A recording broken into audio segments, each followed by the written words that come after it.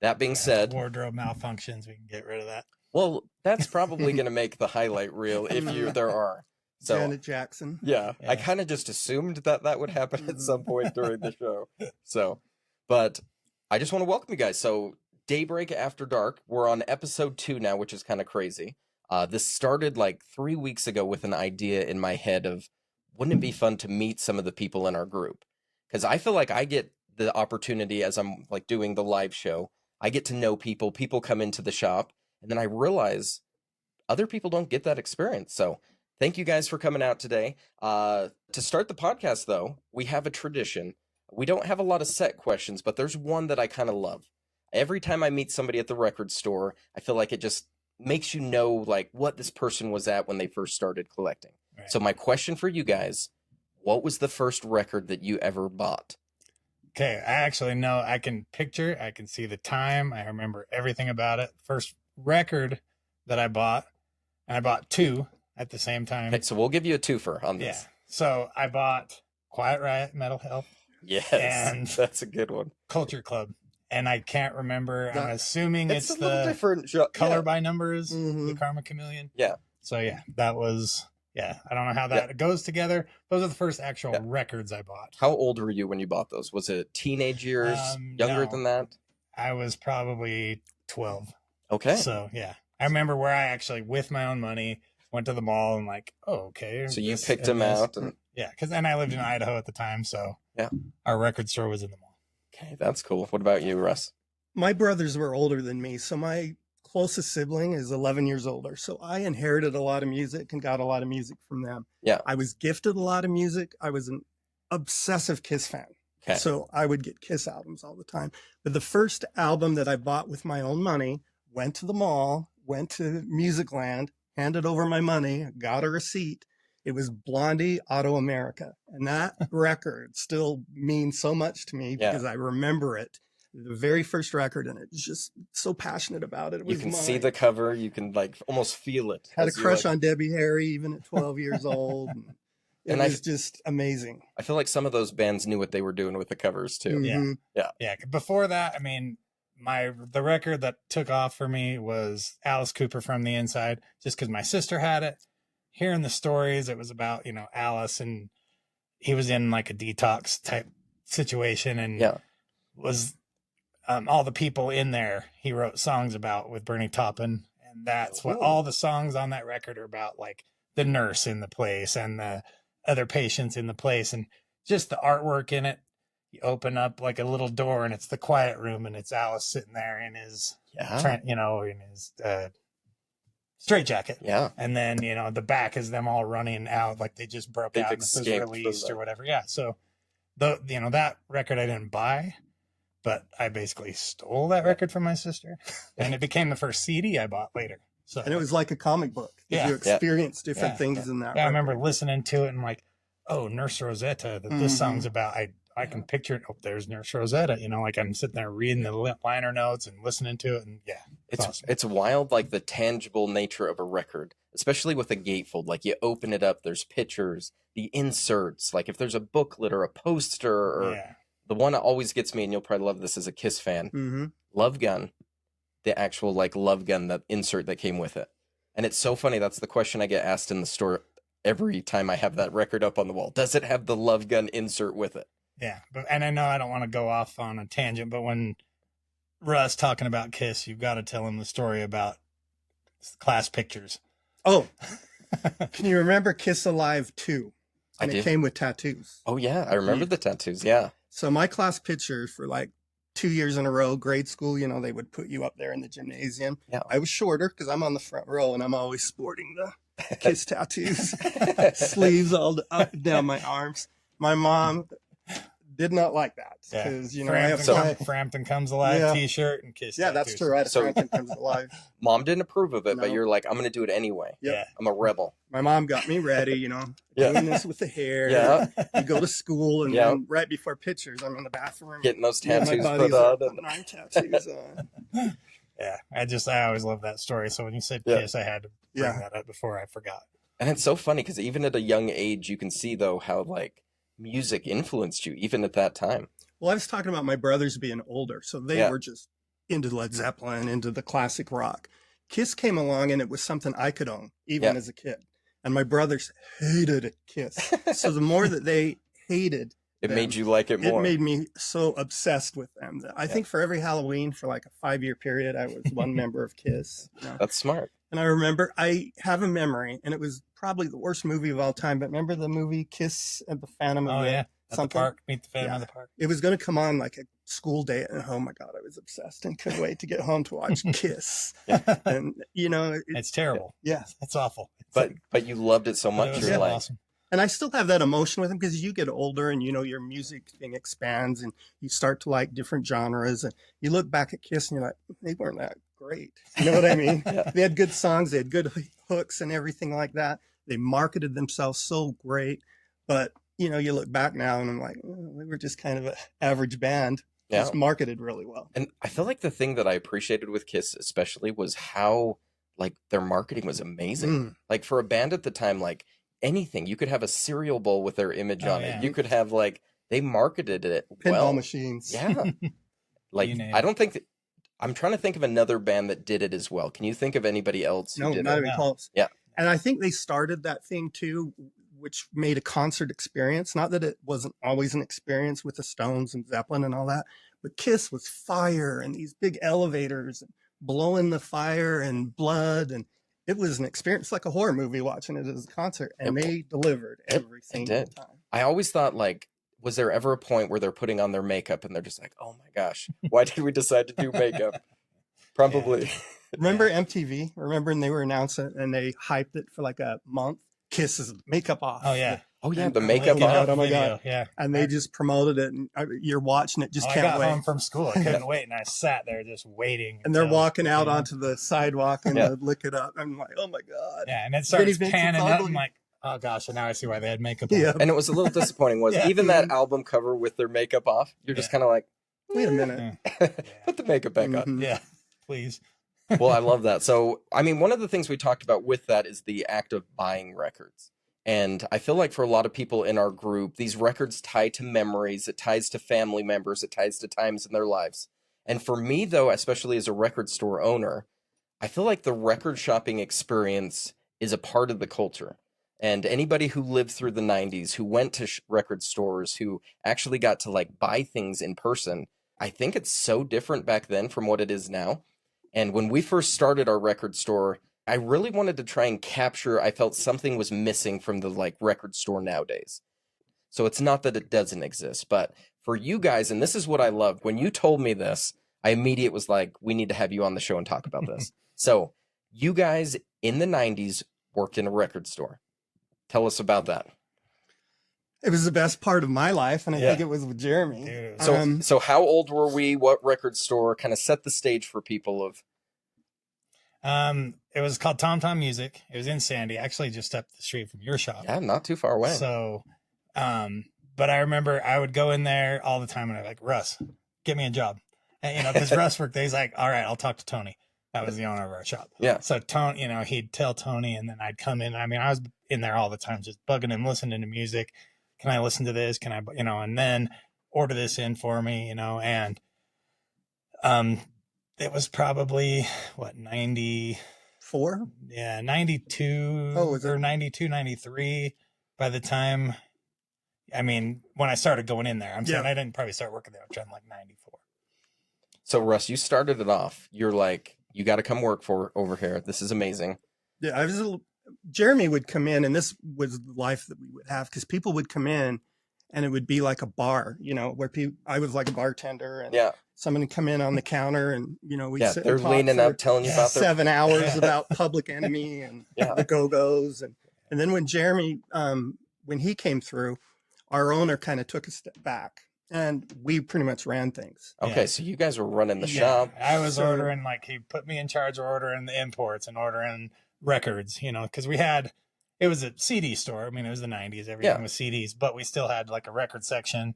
We had imports, bootlegs, you know. The unofficials, whatever you want to call it. Whatever you want to call it. We had that section, and, you know, so I had the contacts, and I would order that stuff, you know, like through like Sounds of California, these different like little punk labels and stuff, and I'd order that kind of stuff in, and then, I think we all just kind of had our niche. There was a couple guys that worked there that it was like, because it was, they'd play the same stuff every time you walk in.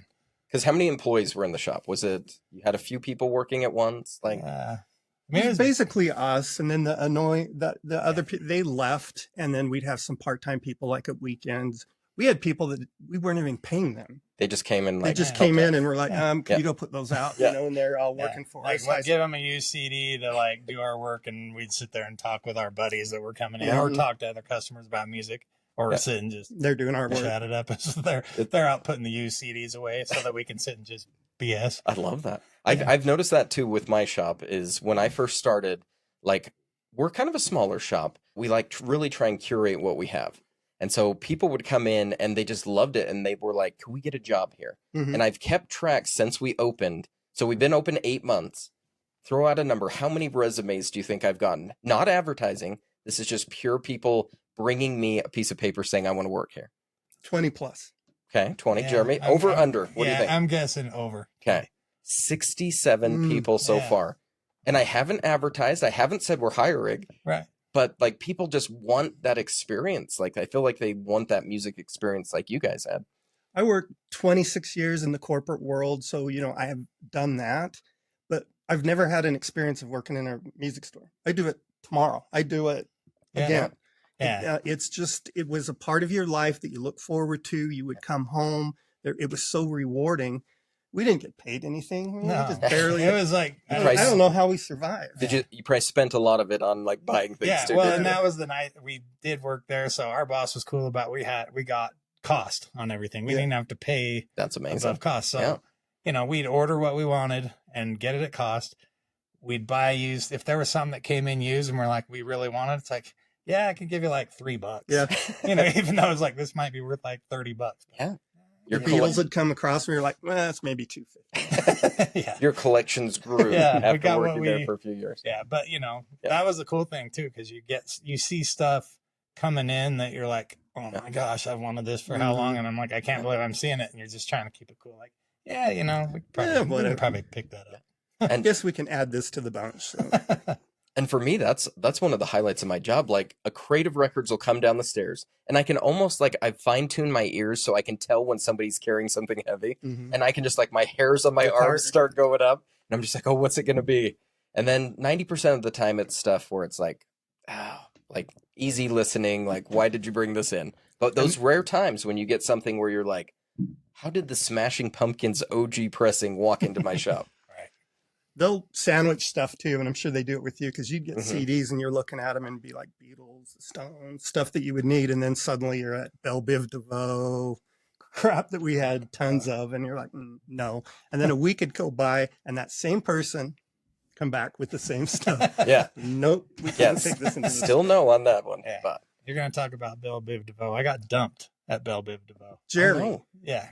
Okay, tell us this story. So you're at the not to get too emotional here, but go to this concert. It's Belle Biv DeVoe, Johnny Gill, who was in New Edition with the Belle Biv DeVoe guys. So anyway, with a girl. I mean, half the shows you go to, especially that genre or whatever, for a girl. And I listened to all that stuff too. Yeah. But we're at the show. That day I worked, was running late, got there, picked her up. So she was already kind of mad at me. We go to the show. Halfway through the show, through one of the openers, she moves to where instead of her sitting next to me, and then it was, me, her friend, and her friend's boyfriend. Yeah. By the end, she had switched places. So now I'm sitting next to her friend's boyfriend that I don't know. Yeah. And not a good sign. I'm just sitting there and then intermission, band is over. Belle Biv DeVoe's waiting to come out. Yeah. She leaves, goes up the stairs. I'm sitting there waiting. I'm like, all right, go up and talk to her. Yeah. Go up to the top of the stairs. And this was at the Salt Palace. Has the music started playing yet, or is it still like that moment in it's between? the in between. Okay. So I get up to the top of the stairs looking for her.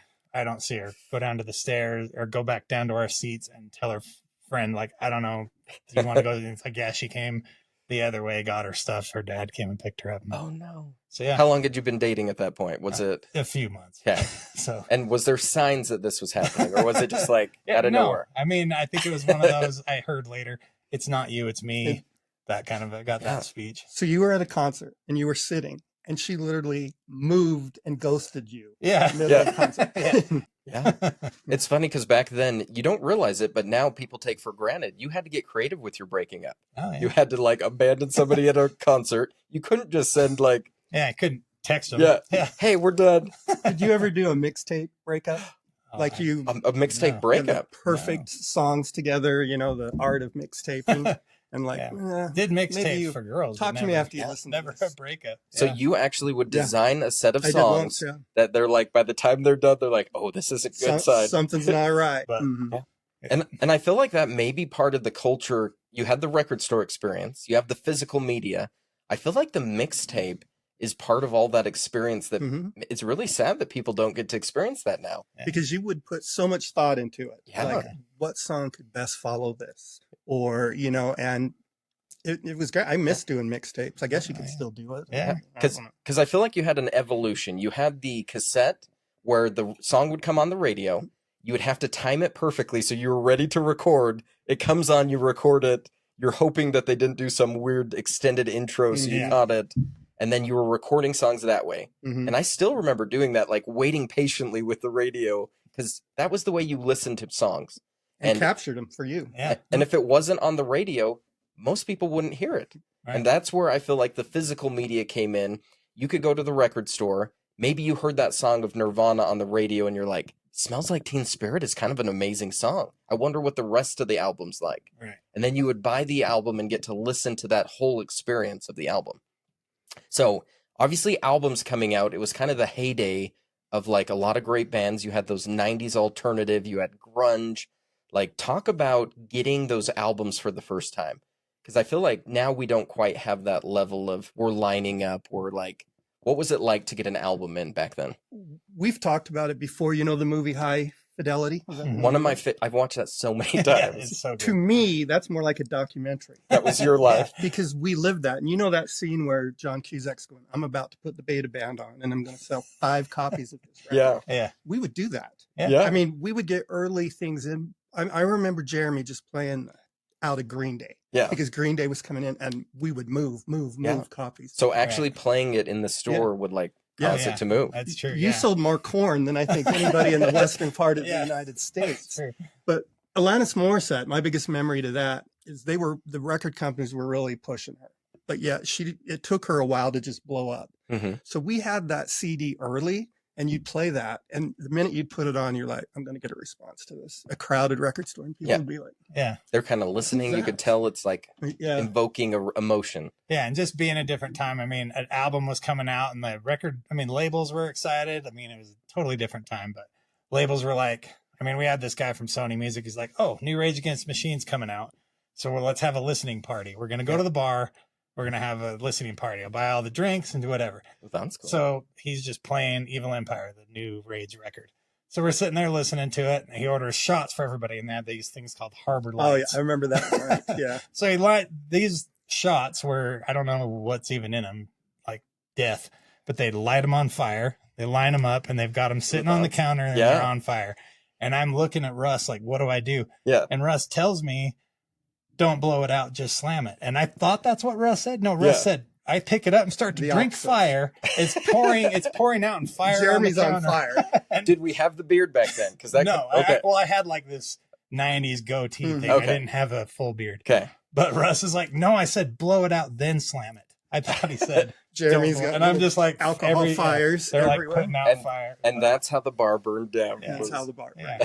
So Which, for me as a record store owner too, I've noticed that too. It's probably not quite to that extent because music's been out for so long. But I had this album that I'd been wanting to listen to. So we got a Deftones cover album.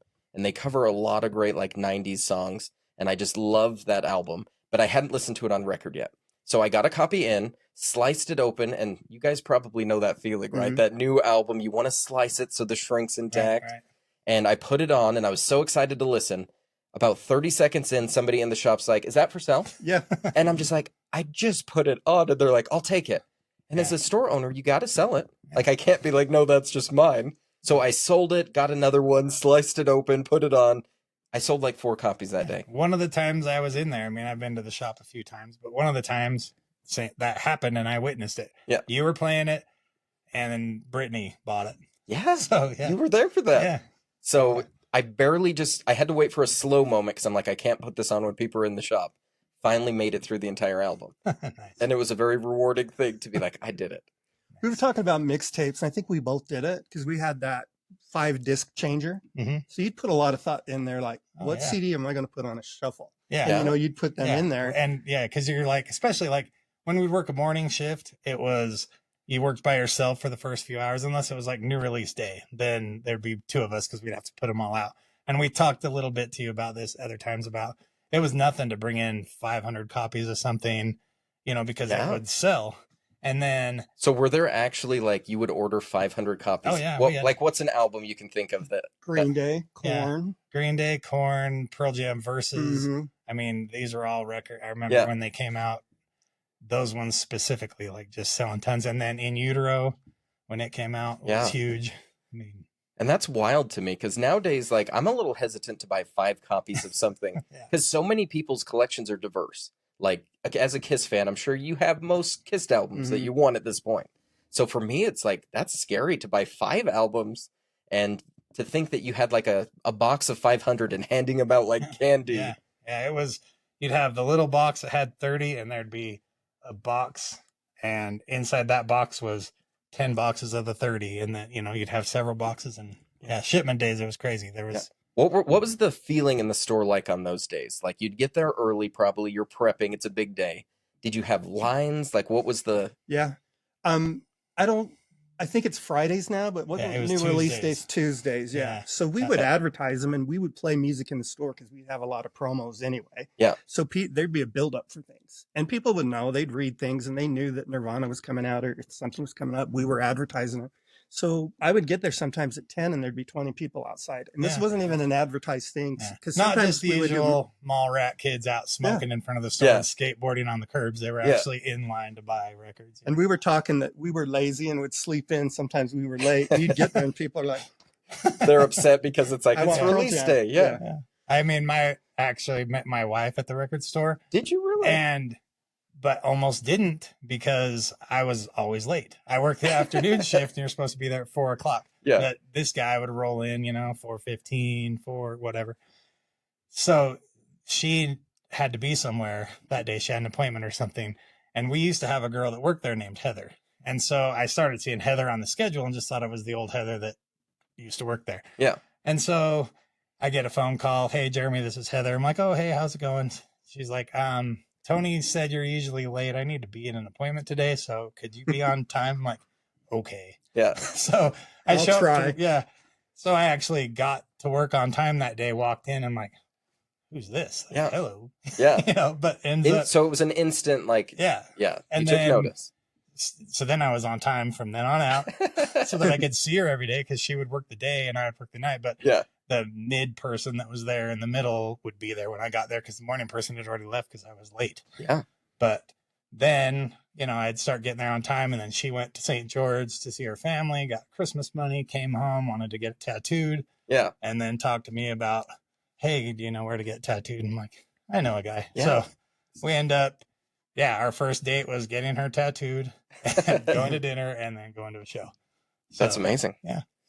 To think like if you hadn't have been on time or you hadn't been working there. Yeah. If she hadn't called to say, hey, Jeremy, you need to be on time, I probably would have just thought it was the other Heather, and because she only worked there for a little bit. and then you would have found that girl that dumped you at Belle Biv DeVoe, and you would See? have married her and maybe had a divorce. So look how lucky you were. That's Yeah. true. Instead, 28 Or years. worse, she could have Yeah. murdered you. Yeah. Murdered. Yeah. You would be Not dead close. right now. Yeah. Exactly. Yeah. 28 years later, I'm still married because I was on time one day. I love that. Proud of you. John. Yeah, thanks, buddy.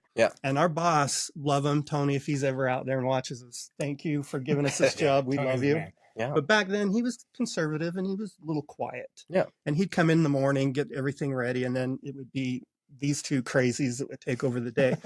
You'd get in there, and we were both late all the time, and we'd get in there to notes. So I'd get in there and I'd look at the note, and it'd be, what mother effer thought that it was all right to get another effing Belle Biv DeVoe for the store, and he would leave notes all over the place. Yeah. Meanwhile, Jeremy's in the corner crying because he's like, I got dumped at Bill. Yeah. He just keeps ordering. Yeah, I'm like, the girl was cute that was trading it in. I don't know what to tell you. I had to take it. But the dating thing, the reason that ended up there was, a girl would come in, anybody would come in and write, we can't take that Belle Biv DeVoe. We got thousands of them. Yeah. But a pretty girl would come in, you'd be like, you know what? I could apply we that could credit take to that new Alanis I Morissette. think we could take another copy of that. Let's get that taken care of and get you a good deal. Yeah, So, which is sad to think, though, that what about those not so good looking people? They were getting less on their trade-ins. They still have Belle Biv DeVoe there. They still do. They couldn't get rid of it.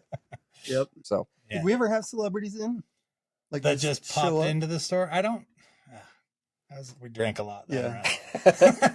So, but I don't remember like that kind of an experience. I mean, we had bands that would come in to do signings, or they'd come and play. I mean, Smashing Pumpkins played at our store. Yeah. Korn was supposed to play on the roof at the Sandy Mall. A rooftop performance? Yeah, little Abbey Road thing. Flat roof with a little walkway or a little wall that they were supposed to play behind, but then they squashed it like right before it happened. Sandy City's like, yeah, not Sandy, don't do that. So they shut that down and they just did a signing. Yeah. And then we went to dinner at like Squatters, and we're hanging out with Korn, and I mean this was right before the record came out, or they might have just come out by the time we did that one. The first time I saw him, record label guys like, you're gonna like this new band, you like all this kind of stuff. Yeah. And so it was Korn opening for House of Pain and Biohazard. So we're at that show, and they blew me away. Korn was awesome. Yeah. So, and then we hang out with them, get to meet them, and then when we went to dinner with them later after that show and stuff, I mean, super cool dudes, but because this was early on, right? Yeah, very early. Yeah, by the time we went to dinner with them, their first record had come out. But yeah, I mean, all the times we were seeing them was that first one. By the time the second one came out, I think that Sony guy probably was spending way too much money on taking Russ and I to drink. And we're expensive listening, dates. listening to worth it though. I remember that in store. Jeremy, of course, was a muscle. I was working the table muscle, the cash register, and we had Korn blasting. And a big line, people coming in, winding around doing their autograph thing. And one of the Korn guys comes up to me and goes, the last thing we want to listen to is us. And do you have anything else that you could play? And I'm like, pick anything you want. Yeah. Whatever you want, we'll put it on. And they picked Michael Jackson Off the Wall. So we were jamming Michael Jackson off the wall. Korn, people coming in the door to disco. And it was fun. Yeah. See, my boss, Tony, again, he's the man. But he would come in and he'd do his thing, like Russ said, come in, leave his notes about who took this. And he'd, get the money, go to do the deposit, whatever. And he'd stop, look up at and he's like, looks at me and he's like, you listen to the scariest crap. And he'd leave. I mean? I was playing like Black Flag, something loud. And he was just like, it scared him. And he had to listen to the scariest crap. And I mean, he listened. Tony's favorite was like the Smiths, Morrissey, which is awesome. I love great bands. But he would come in and tell me you listen to scary crap. That got Korn in the shop. That reminds me, because Sandy had the movie theater there at that point. And they had the college thing that was there. They had that little Salt Lake Community College. Mm-hmm. So it'd be 10 o'clock and we wanted to get to our parties or whatever we need to do. And you'd have people that would just linger in the music store. I think we all had a certain music to get people out. And I remember it's before metal just turned into all these genres and all these things. Yeah, back when metal was metal. Yeah. Back when metal. But it wasn't all these other kinds of metal. Yeah. We got a promo in, and I think it was Cannibal Corpse, and we made fun of it. This album is nasty. And that was kind of the start of like... Yeah. But if it would be about 9:45 and we had a full group in there and I wanted to get home, you put Cannibal Corpse on in 1995 or 96, you clear the place. So you had your clearing band that you would put on. That was my clearing band. I think you probably had the same I'm thing. sure I had something. I can't think. We have one as well, and we actually had somebody have to go to the hospital. We put Yoko Ono on. It's her solo stuff. Yeah. And I realized that actually could kill somebody. Dogs barking outside. Yeah. So I realized that's not a good one because you could actually physically hurt somebody with that. So I maybe should try that. Put some Cannibal Corpse. Yeah. But maybe nowadays that would just be like a... People would be like, hey, can I get that? Yeah. I got that playing up here. Yeah. Which... It'd be the new Deftones cover album. Yeah. Exactly. For the 90s. With music in a record store, though, this is one thing I feel like that captures a record store. You set the tone with what you're listening to. Yeah. Like, it's actually pretty powerful from a business perspective of what you're listening to influences who's coming into the shop, what they're buying, like the atmosphere. Like you said, you could clear a store with a song, but with another song, you could like draw people in. Yeah. Like, isn't that amazing? The power that you have with what you're listening to, like that could change a record store. Well, Yeah. we have our dynamic of what we like is so all over the place. But Jeremy would have a Jeremy crowd. Yeah. I'd have a Russ crowd.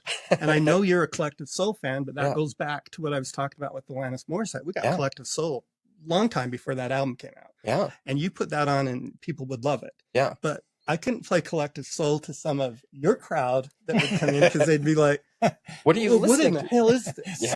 The thing about what kind of going off on hearing that, we had so many experience with concerts and meet and greets. Because concerts are a And, big part yeah, of the that- record store. They liked us, the Sony rep. He would rather give us things than to other places, you know, the bigger Yeah. big box thing. So we went to Oasis when they didn't yeah. even know who they were. Oasis played the same bar that Modest Mouse was playing. There's like 17 people there. yeah, and That's it's wild. our friend's band opened up for him.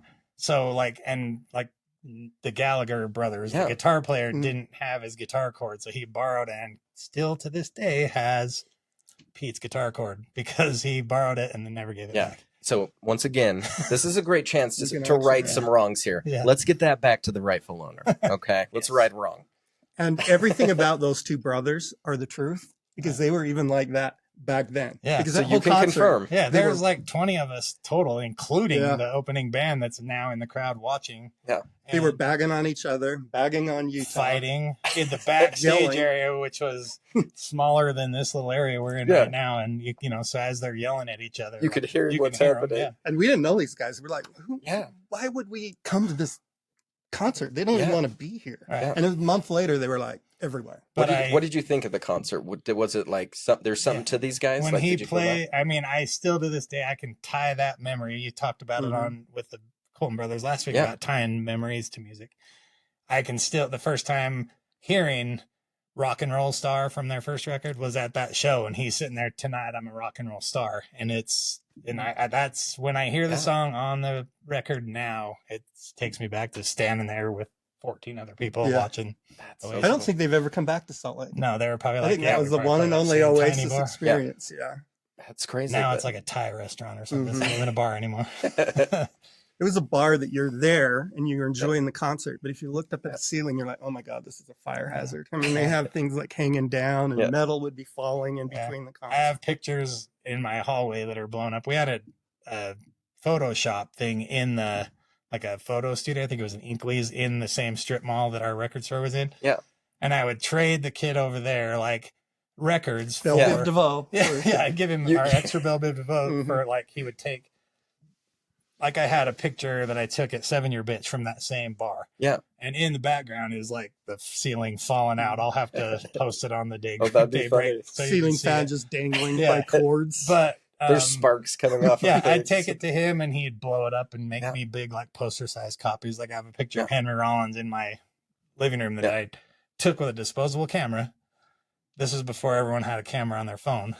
We didn't have phones, but I took it to that guy at Inkley's. He blew it up, made a new negative, then blew it up again. You know, that way it didn't lose quality. Oh, that's So smart. it's not all yeah. grainy. And so now I have like a full size picture that I took with this little disposable camera of Rollins. So pretty cool. Did you find like trading was a thing at record stores? You'd mentioned like people coming in and you'd be like, "Oh, I'll give you some records to do this." Yeah. Was there a lot of like trading in? Was that a core part of like the record store experience? yeah, we used those currency. Like I was, we paid You're people, hey, rich. Yeah. I'll give you this used corn, but you got to put everything out on the shelves. Yeah, and it I'm and it not was doing that. like Tony, we'd say we'd pay $5 for it for cash for a used CD. We'd Yeah. sell it for 10, so they're thinking, oh, I just got $10. Like, Yeah. really got $5 Yeah. because we only paid $5 for it, That's but right. or whatever. But yeah, definitely we Yeah. traded, bartered Yeah. with records. My favorite is when we first started, we had this kid that wanted to work so bad at a record store. He was like 16 years old. And he's just like, I just want to get enough to buy some Radiohead. And like, there was just something about the innocence of that. Like, he just wanted Radiohead. And so I was like, you know what? Come work for me on Saturday.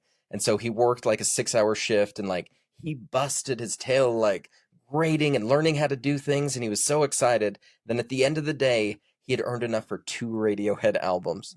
And like he was so excited, and like his dad came to pick him up, and he ran out with his Radiohead, and like to me that's just so amazing. Like somebody loves a band, loves music so much that they're willing to trade their time for these 2 albums that like the money wasn't even a thing. He's like, I don't care like how much, like I just want 2 Radiohead albums and then I'm good. But we were talking about experience. So this kid for the rest of his life is going to have that record store attached to Radiohead forever. Yeah.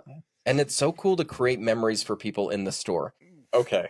I haven't actually ever told this story. So this is I know what's coming. Yeah. So I have a guy who comes in, and you've experienced the chatter. Mm-hmm. The guy who like, I mean, I love chatting, don't get me wrong, but there's some that take it to a level where you're just like, your brain is melting by the time that they're done with you. So this guy comes in, he chats me up. It's just painful sometimes, to the point where I hate to admit this, and I'm so sorry, I don't do this often. I hear him coming in, I will drop down below the counter, army crawl to the back, and I will hide. And he'll come down and be like, Dave, where are you? And I'll just like be shaking in the corner, just be like, please just go away. Don't sense me. But this guy also brought in some records, and it was kind of like just this tattered box. He's like, I found these in the corner. Is it worth anything? And I was like, oh, I love looking through stuff. I'll look through. So I start pulling them out. It was some good names, Van Halen, Kiss. And I'm like, ooh, this is exciting. I grabbed the record, and I notice it's a little thicker than it should be. Ugh. And I'm like, oh my gosh, maybe there's some inserts, some concert tickets. This is fun. And there were people in the shop as I'm doing this. I shake out the record on the counter thinking, I'm going to find something cool. Playboy magazines come falling out onto the counter. The entire store, like people were like chatting with me around the counter. It goes quiet, and I'm looking down, and it's just it's like it's like, I don't even know. It was like Big Booty Hose 4, and like I'm like looking at it. The customers are looking at it. I swipe it off the counter onto the ground like it's something alive. And he's like getting flustered, and he's like, oh, I must have hid those in there for my wife. And he's like gathering them up off the ground. And I'm just like, what is happening right now? I mean, the 90s was just a great time. One of my favorite stories, and I think I told you, it was a meet and greet. You know, sometimes a meet and greet would be at the beginning and sometimes at the end. Yeah. Well, we went to see Fiona Apple up at the University of Utah. Okay. And the meet and greet was after. Yeah, Brooke just perked up over there. She's like, Fiona Apple, tell me more. They come, you know, they always introduce things before, you know, they come out, like, don't touch them, don't talk about this. Yeah. You know, there was always rules, different rules. Why no touching? That's the best part, you know? They had pictures set up, you know, that they gave everybody, and that was the only thing that she was going to sign. Okay. And she came in, and we all had our little pictures. But I totally fanboyed her. You know, I was like, oh my God, oh my God, oh my God. Yeah. And I was talking to her, and she signed it, and she reached out and gave me a kiss right here. And I haven't watched Unsolicited kiss by 30 Fiona Apple. years. I wanted to kiss him just to get that kiss off of his cheek. I know. That's my first thought I had too. I was about to leave. I don't have facial hair that much, but I think my skin was so appreciative of that it's just protected my skin all these years that even facial hair isn't allowed on that. Yeah. But she was really great. And this is before she really went big. You know, she was great. And then he immediately dropped to the ground. We're not Oh my worthy. God. Yeah. We're not worthy. Do you find that like meeting celebrities, and we'll say it happened occasionally, right? You'd have bands come in.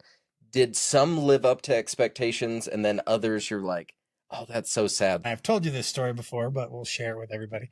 We went to see the movie Hype, and it was up at Sundance. Yeah. And they afterwards had a little intermission. We were all out in the little alley behind the theater, smoking cigarettes, talking. This little guy comes up to me, and he's like, hey, can I get a light? And Russ is sitting there, and he's just like, hitting me, and I'm like trying to light the guy's smoke. You're just like, knock it off, Russ. I'm trying to like help this lighting his cigarette, and I'm Jeremy's looking at telling his story to all groups. Me being loud and talking chatty Cathy to Wait, everyone else. That doesn't seem like you. Yeah, I light the guy's cigarette, and I'm just looking at the Pansy Division pin on his jacket. Yeah. Turn around, and then I'm like, oh shit, that's Eddie Vedder. And they're like, dude, and then so he's super cool, you know, and then So, don't smoke cigarettes, kids. But another cigarette story. I mean, and the best one that I'm jealous of. By the way. It's not Ben Folds. This is Joey Ramone, and my friend's band, the same band that opened for Oasis, is opening for the Ramones. And then this is out at Saltaire. Okay. And this is the Adios Amigos tour. Awesome. We're out there. We're being roadies just so that we can meet the Ramones. You know, we're carrying in amps and whatever, because I'm like, the chances of us getting to meet the Ramones were never going to happen. So we're carrying the stuff so we can meet them. We get to talk to them. I'm like, holy crap, I'm talking to Joey Ramone. Oh my God, I was going to talk. And then we go outside and we're standing at the Saltaire on the little pier thing. And I'm smoking a cigarette with Joey Ramone. And he's hard to miss, too. Yeah, he's 9 feet tall. 900 feet tall and what a just surreal gangly moment. and so awesome. And I'm like, to this day, I'm like, I wish I never smoked cigarettes, but I can't say that because that never would happen. That's true. It was a thing that like almost tied you guys together. It was something you could do together that like broke down the you're a fan, I'm an artist. Right. It's just like two guys hanging out. The thing with Eddie Vedder that was, you know, to kind of retell some of the story, we're going out and he tapped me first. I don't smoke and Jeremy's smoking. Did the old wasn't paying attention and Eddie's Do you just sitting. regret not smoking for that story? Eddie's sitting there like listening to Jeremy and in our group before people noticed, and he's shorter than I am. Yeah, he's not that's all. And he's just being cool. And somebody's like, "Oh, it's Eddie Vedder," and he like, and he kind of put his back against the wall. And this is before phones. Yeah, so he was hanging out. Some people had cameras for Sundance, you know, and he's like, you know, man, I'm just on vacation. Like he was like, I don't want to I get just want mobbed. to hang out. Yeah, you know, he wasn't being bad about it. Yeah. But Right, he was but it's like, just you could see him shrink down, like it went from being cool and hanging out and listening to Jeremy's stories. Yeah, like he probably, it was something different than Eddie, you know. So suddenly it faded and it escalated quickly. Yeah, you know, like my kids have grown up with, we call them like aunts and uncles, like touring bands that sleep on my couch. You know, I live in this tiny little house in Murray. Yeah, and bands have slept on the floors, the couches, wherever we can find a spot, clear out the dining room table and throw a mattress on the floor, you know. And Eddie Vedder hasn't left yet. Eddie he's still in there smoking. Yeah. Mike Herrera plays bass in Goldfinger now. Yeah. Also plays in MXPX. Like he stayed at my house and he was just uncle to the kids. Yeah, and we had a boxer Boston Terrier rescue that looked like a Boston Terrier, but his legs have been chopped off. This is just like this short little stubby legs. Yeah.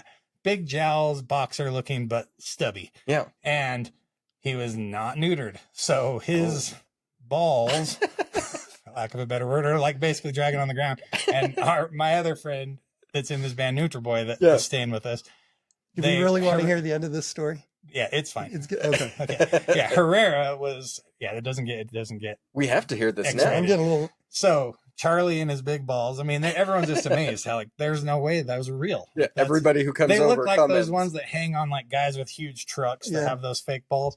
Anyways, Charlie's balls. That night at the show, Mike Herrera was playing in a band called Tumbledown. Yeah. And he's like, this song goes out to Charlie's balls. Yes. And so Charlie's balls got a shout out.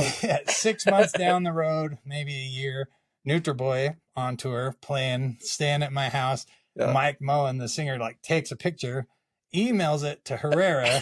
Herrera's on tour with MXPX in Europe. He opens up and sees it. All it was a picture of Charlie's balls. Didn't say anything. Yeah, just a picture. Sent it to him, and he responds, "Oh, you at the Johnsons?" He immediately knew it from those balls. But anyway, how did we get to here? We went from cats, hairless cats, to dog's balls. I feel like that was the perfect transition. Tell me though, that dog has been taxidermied or some sort of mold made, and it's on your like mantle. I don't have that. I've got my other dog with his ashes like in my tattoo. Ooh, that is but cool. I don't have what? Yeah, I don't have Charlie. I should have like taxidermied his balls. Just get some balls tattoos on it. That would be great. Up there with all your records. Yeah. I mean, I think my kids, the generations are obviously different, but I mean, my kids are 21 and 25 now, but they grew up with, bands and stuff, staying at the house, going to these shows. I mean, I know the Colton brothers were talking about they're taking their daughters to shows just recently and stuff. But I mean, my kids were in utero going to shows. I mean, like my son's first show was at Built to Spill when he's like a year old, not even a year old, and then he was at the Smashing Pumpkins thing at our in-store, and we've got that picture of their bald heads together. I have a memory of that exact thing. I was just going to say that. I have a memory of Mason sitting on that table with Smashing Pumpkins. Right. And Billy Corgan's like leaning in to get his bald head next to our little bald-headed baby. One thing I want to say, Billy Corgan gets this bad rap of just being this kind of a-hole type of. He was nothing He but was cool. He was the a nice coolest guy. dude. So cool. They signed everything. They Yeah, were and he there till just the sat last and chatted and second. wanted to play with the kids, and yeah, he was super cool. You asked- Okay, you guys, pretend nobody's watching. It's just the three of us. Like, nobody's ever going to know this. What's your guilty pleasure? Like, what's an artist that you listen Yeah. to in the wee hours of the morning? You're showering, you're singing along. What is it that you would never admit to your friends? I just I got actually- overloaded. I'm trying to think. There's I too have many. A bunch, but I'm not guilty about any of them. Yeah. Yeah, Okay, I've learned not to be guilty. That's kind of nice. So here's one for me. And it's not too crazy, but Avril Lavigne. There's just something about that angstiness that when she's singing, it's my guilty pleasure. And she has that attitude. Yeah. And I know I'm Yeah. not a skater boy, but And see, and I'll I don't see you know later. this girl. I don't know. Apparently, she's more famous now than when I had it. Do you remember the promo we had of Robin? Yeah. Robyn. Yeah. she's kind of a pop star now. Yeah, right? yeah. But I didn't know that she like became anything. But yeah, Yeah. there's one guilty pleasure. Because I remember when we had that, like You'd put it on, you're I'd like, put it on and I'd sing and dance and yeah, you're like, Robin's not bad. yeah. Okay, so there you go. there you go, Russ. We're kind of opening up. What is your guilty pleasure? Go ahead, tell. I mean, nobody's listening. I can't because I had rocker friends in the 80s because in the 80s you were a waver or a rocker, you like country Yeah. music. It was one or the other. In the 90s it was a rougher crowd, a different kind of grunge crowd that was going on. But I liked 70s pop stars. And now I raise that freak flag and salute it every Yeah. single day. But I could be at Tom Tom and nobody would be around. And, you know, I'm not trying to impress anybody with my knowledge. I'd be like, all of Olivia Newton-John greatest hits. Put it on. Enjoy my afternoon, and it would just be a thing of Yeah. beauty. I think we've both bought Olivia Newton-John on the I love that. sales. Yeah. From same thing. Yeah, I have no shame in admitting that. My favorite thing is when people buy things from our auction and they give me a disclaimer. They're like, okay, it's not for me though. It's for a friend. Yeah. I'm like, yeah, sure it is. So that's kind of fun. But let's do an interactive moment because we got people watching the podcast down in the comments. We've been vulnerable. We've opened up to you guys. It wasn't easy. What is your guilty pleasure? So down below in the comments, open Let's up hear with it. us. Let's see what you guys got. We'll go back and read your comments and respond. Let's see what your guilty pleasure is down below. So that'll be kind of fun to see. Awesome. And Right. my hardest thing as a record store is getting good stuff in. And so the way I combated that is I realized there was this stigma that when you go to a record store, they're going to try and give you like next to nothing. And so many people, time after time, I'd hear that of, they're going to give me like pennies on the dollar for this thing. And so one thing we wanted to do as a record shop was kind of get that, oh, these guys pay out more than like most record stores do. And because we partnered with the bookstore, we have lower overhead, and I was able to pay people out a lot more. And because of that, I get people coming in with good stuff who are like, I know you're going to pay me the most for these, so I want to sell to you. And I feel like that's helped us more than anything of like staying stocked with good things, is having that reputation of paying fairly, and that it's such a huge thing. But with your auction, you're bringing that nostalgia back that we talked about. Because I was talking to Jer on the way over here. You get so into the auction community and doing things. Like you'll put something up like you did the other day. Like I'm a big Breeders fan. Yeah. So if you put up something like Last Splat, one of their records, one, my nostalgia hits in. Two, I have to have that record. Yeah. Two, I'll outbid them or whatever I need to do to get it. Yeah. And then the next day realize I already own it. That's It's the best. just, you have that and you get caught up in it. Yeah. And, I think the other day I bought Bruce Springsteen on one of your flash sales. Yeah. I already own it. I knew I owned it. I was just seeing it. I'm like, I love Bruce Springsteen. I'll buy. because it's just this nostalgic thing. And I think what's great about that auction and what's great about your record store is people are like, you know what? I really did like David Bowie, Let's Dance. I think I'm going to buy this. So it's just getting that memories back and the nostalgia that's coming back. And I think, more of that and more people doing that is going to bring records, maybe CDs again, maybe mixtapes. I don't know. Maybe they'll come back. We need to. Brooke and I always comment, we'll watch movies, and if you guys notice, and I challenge you to do this, next time you watch a movie, every movie has a scene where they'll pan to a shelf and there's records. Mm-hmm. They'll pan to a record player and there's a record playing. It's wild to me that even in popular culture, they're still like, okay, this is a thing. Records are on the shelves now. Records are playing in the background. And I think that's the stickiness. Like the younger generation has their artists they love. Mm-hmm. It's not just the old Frank Sinatra anymore. Like you have new artists, and that's how they're making their money. And artists nowadays can actually make good money off of selling vinyl at their concerts, and it's a great revenue stream. So I think just that alone is going to like really propel records. This is my shameless plug moment, is when we first started this, we had Live Nation come to us and say, we want to just give you guys some tickets to give away. They had heard about some of the charity stuff we do. And that's my favorite part of what we do every year. My favorite auction is when we get to design album covers and sell them for charity. And that's coming up in September, which I love that we get to do that. But they had heard about that, and they just gave us some tickets to give away. Like, there was no, like, intentional, like, we want to, like, you know, make money off of this. They were just like, here's some free tickets to give away. And then in the course of talking about that, they were like, how about we sponsor the podcast? And so they're going to be giving away tickets to this show as well. We're going to make this one a little bit more of a surprise. So as you guys know, it airs probably 2 weeks from now. So we're going to be giving away some more tickets to experience that concert that we love, to go out and see a band that maybe you haven't heard of or maybe that you love. So check down below in the comments, check our social media. We will be giving away premium concert tickets. And we got to get something good for you guys, because you guys have good taste in music. So we can't just go with any old band. So we're going to push them for some good tickets for this one as well. So. Can't wait to see what you get. Yeah. That's great. And then this is the moment where we have been a little bit vulnerable. It hasn't all been dog balls and what have you. This is a moment, though, like, we've lived life. We've been to concerts. We've met people. We've had families. We've grown up. We're very different than the teenagers that worked in a 90s record store. So looking back, what would you go back and tell yourself if you had to go back and talk to your 18-year-old self? What's something you were like, man, if I only knew this back then, my life maybe would have been a little bit different? You asked in the last podcast, and I've been thinking about it. I told you where I had that time frame where I'm like, I'm working corporate. Yeah. This is the job. This is what you do. You sold out to the man. 401k. You sold out to the man. You do your, I would go back and we had the best of times, right? I mean, we are the type of people that no one likes to talk to about music, because we're kind of an unintentional one-upper. Like, I love you too. Well, I had 2 cigarettes with Eddie Vedder. So here's my story. But I think what I tell myself, even though we had fun, I'd be like, enjoy it more. When you get older, you're not going to remember that corporate time frame that you sold your soul to and worked, and all those years passed. Those memories just have faded into nothing. Yeah. But I remember Tom Tom and the music store like that. I remember concerts to every detail. We were talking about going through your records, and you'll pull a record sometimes and you remember where you were, who you were with, where you bought it, how this made you feel. And it's just this emotional attachment. I think I tell myself, enjoy that more, because that's going to be what you remember at the back end of life, and not getting the promotion or rat race and all that stuff. Yeah.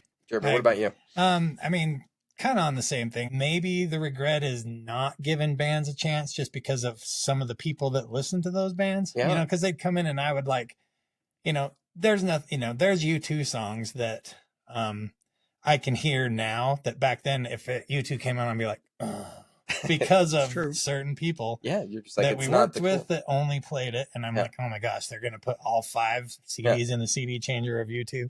And then, but I can hear some of those old songs and be fine with it now. But I didn't give a lot of bands a chance because of the people that were buying them, you know? I mean, when Russ said he didn't listen to music from like late 90s into the early 2000s and stuff, I was just on the periphery listening to bands that weren't on the radio and whatever. I mean, but that's how you find out about Modest Mouse and all that. If they, you know, didn't have Float On hit, it may have only been those little bar shows and stuff. But, you know, they had this one hit that just, you know, if I would have not heard about him then, was that jerk that was just like, I can't handle Float On, or I can't handle, you know, I would have missed out on a lot of stuff. And for Brooke, she would have missed out on her power workout song. Float On is her power workout song. Yeah. I love Float On. Yeah. One thing about what Jeremy was just, and I could never get it through my head. Jeremy, I'd be like, how can you not like the Beatles? We went forever. Yeah. And I'm like, Jeremy, which is crazy. I can see that you may not be passionate about them, but how can you not? I drew the line in the sand. I'm like, no, I'm not a Beatles guy. I'm like, you like the Stones or the Beatles? I'm like, period. You couldn't like both. Okay. And all these people that I don't really like the Beatles. Yeah. But then now I'm like, I have freely admit, I mean, I wasn't happy when they put U2 on my iTunes. No. Yeah. And I wasn't happy that I had to hear, oh, do you know the Beatles are on iTunes? Yeah, like, Yeah. I'm aware. I Yeah. hear about it all the time. I was still like this to the Beatles. And now I'm like, I've softened to the Beatles. And it's like, it's taken me almost 53 years. Yeah. But if your 18-year-old self, if you just could have been like, listen, give it a shot. Yeah, I missed out on a lot. I missed out on the Yoko Ono band. Yep. Exactly. The Plastic Ono band or whatever, and the dogs. Or did screeching. you? Yeah. Or did you? And I feel like I just want to piggyback off of this. That's actually the thought I had as Russ was talking too. Of I was the same way. I was like, I don't listen to country music because that's a group of people that I don't feel like I connect with, and I just would not listen to it at all. And then now, when I hear a song, it's like I appreciate elements of it. One of the guys who helps us out, Chucky, he loves metal, and he's like, you got to try some stuff out, and I want to like get you into some different bands maybe you haven't heard. And so he played some black metal, and he was explaining the nuances of why it's not speed metal or like, and what's so black and what's doom and what's death. and he's like, okay, it's purposely underproduced and it's a vibe, and like he was explaining, and afterwards I like actually really appreciated the nuances of like, oh, it's supposed to sound a little muffled, or they didn't use like very good recording equipment on purpose, and then listening to it, he's like, just kind of like feel the music, and we listened to a whole album, and by the end I was like, I actually wouldn't mind listening to like more. Like, I have a metal fan that did the same thing to me, because I just kind of looped them all together, knowing there's all these genres. But when they were kind of explained to me, and the nuances in everything that could be so subtle, but you start to figure it out, and you're like, oh, it's kind of brilliant. You know, that's cool. And even he was telling me he studies different dance moves because you have to dance differently in like different types of metal. I didn't know there were dance involved in metal. So there's different things that are more acceptable, like some you're flailing, some you're more like, and I was just like, that's so cool that every genre, every type of music, when you study it, when you learn about it, when you hear the history of how this music came about, I feel like it makes you a more rounded person. And people are so passionate that even their passion, you start to love it. Like, you know, the two metal friends that we had, they know it so well, and they're teaching you.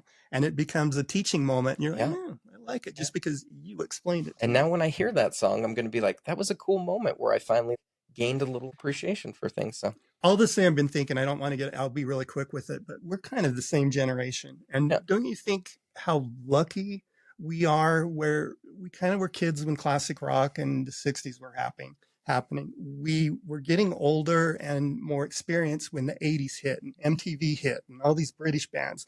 And, you know, we got to evolve into the 90s where we experienced grunge and this whole thing. Music and just changed. All this. And now it's not, I don't think you'll ever experience that again. I don't think you'll ever have that decade of definition that's true. ever again. I think it's all so big now that nothing is going to really identify a generation anymore, where we got to experience our 80s brothers were so different from the 90s versus the 70s. I remember all the bands that my brothers would tell me about, and you had classic rock. That's all you would get here on classic rock radio. But when MTV came, it's like, what the hell? Who are these Eurythmics bands? What is Billy Idol? And it just, your music thing just went like napalm. And it was so great to experience that, because we didn't have social media back then. We barely had cable TV.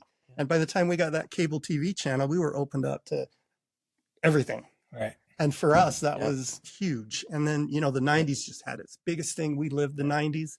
But you look back in the 2000s and where we're at right now, I think to your point earlier about, you know, is there a really rock star anymore? Is there it's not that music is bad. Maybe it's because there's just too much of it, too much information out there.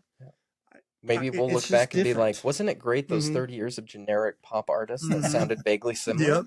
Auto-tuned. But it'll be fun. So 50 years from now, like, what will music be?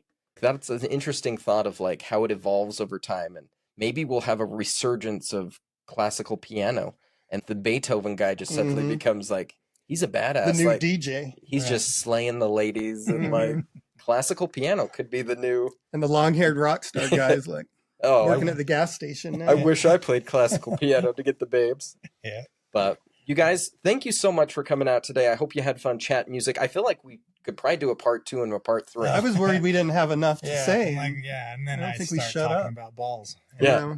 I think we could go with someday in the future a part 2 and a part 3. So, Yeah. but you guys, thank you so much for coming out, Russ. You're welcome. Appreciate you, Jeremy. Thank you so much for coming out. Thank you. And yeah, music. It's amazing to see how, even though we've had very different pasts, it's something that unites us. And We're once again, attached. I think we just became best friends. Yeah. So, you guys, thank you so much for joining us. It's episode 2 of the Daybreak After Dark show. Shout out to Live Nation for sponsoring us and for the free tickets.